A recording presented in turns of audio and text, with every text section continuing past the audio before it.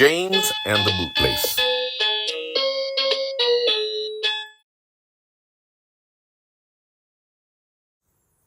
Next morning, Sir Topham Hatt spoke severely to James. "If you can't behave, I shall take away your red coat and have you painted blue." James did not like that at all, and he was very rough with the coaches as he brought them to the platform. Come along," he called rudely. All in good time, the coaches grumbled. "Don't talk. Come on," answered James, and with the coaches squealing and grumbling after him, he snorted into the station. James was cross that morning. Sir Topham Hatt had spoken to him, the coaches had dawdled, and worst of all, he had had to fetch his own coaches. "Gordon never does," he thought, "and he is only painted blue. A splendid red engine like me should never have to fetch his own coaches." And he puffed and snorted round to the front of the train and backed up to it with a rude bump. "Oh!" groaned the coaches. "That was so bad." To make James even crosser, he then had to take the coaches to a different platform where no one came near him as he stood there. Sir Topham Hatt was in his office.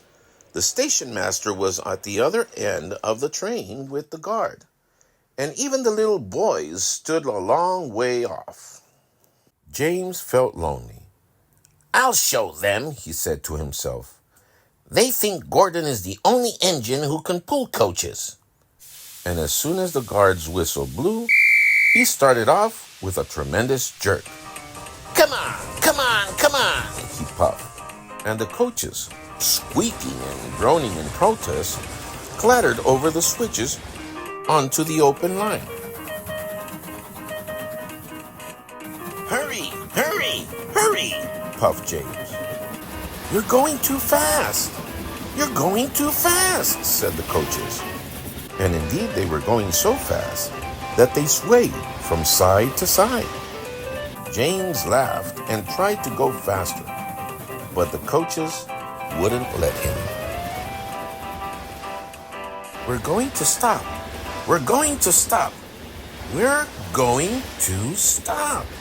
they said. And James found himself going slower and slower. What's the matter? James asked his driver. The brakes are on.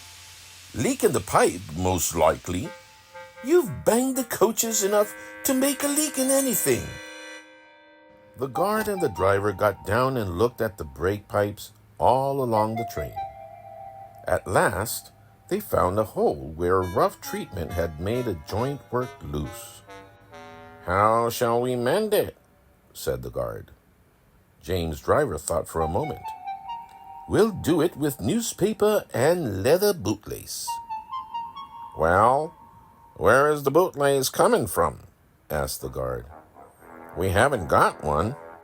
Ask the passengers, said the driver. And so the guard made everyone get out. Has anybody got a leather bootlace? He asked. They all said no, except one man in a bowler hat, whose name was Jeremiah Jobling, who tried to hide his feet. You have a leather bootlace there, I see, sir, said the guard. Please give it to me. I won't, said Jeremiah Jobling. Then, said the guard sternly, I'm afraid this train will stay where it is. Then the passengers all told the guard, the driver, and the fireman what a bad railway it was. But the guard climbed into his car, and the driver and fireman made James let off steam. So they all told Jeremiah Jobling he was a bad man instead. At last, he gave him his laces.